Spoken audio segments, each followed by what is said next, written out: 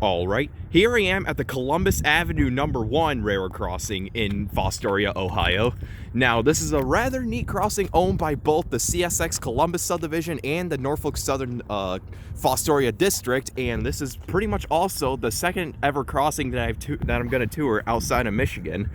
And yeah, and this is owned by, like I said, a rather busy line, and you'll see tons of action through here. I just got it in action like just a few minutes ago. But yeah, this features some pretty neat stuff, and I might as well figure tour some things while I'm here. So with that said, let's get on to it. So for the first signal, this has a Western Colin Hayes base, and here's the emergency information and the dot tag for this one, and the dot number is 228784N. And as you can see, I may just mention this once, but since I'm not in Michigan, there's no stop on red signal sign, so it's just way up there. So yeah, and for the gate mechanism, this has a Western Colin Hayes gate mechanism. Seems to be the older generation one.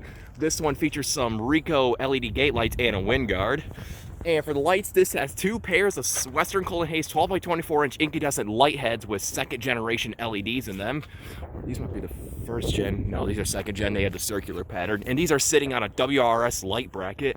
And this signal has no bell on it, but has a pretty neat little cap, I have to say, on top.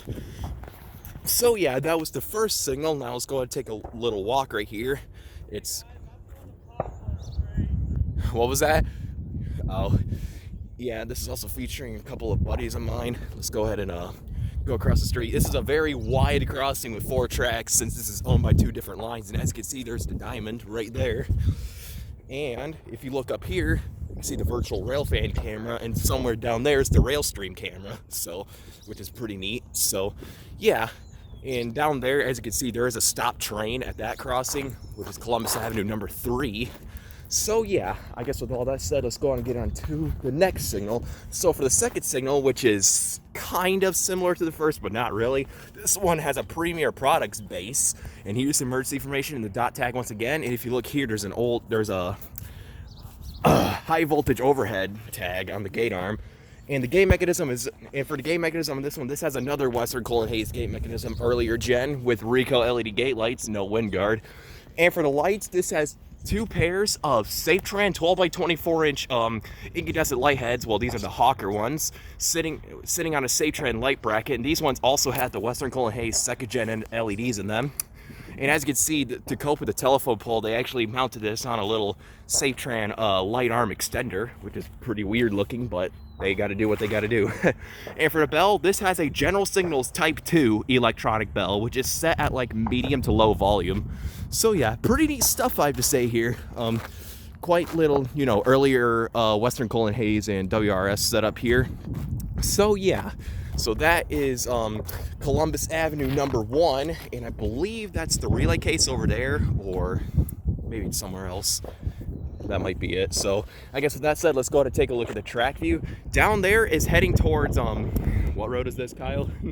No idea. That's probably heading towards the diamond on the Willard, so the new signal. Oh, yep, and as you can see, that heads towards the Y to the Willard sub, and you can see down towards the Columbus subdivision. Yep, and that's where we caught the train, around the Y and whatnot.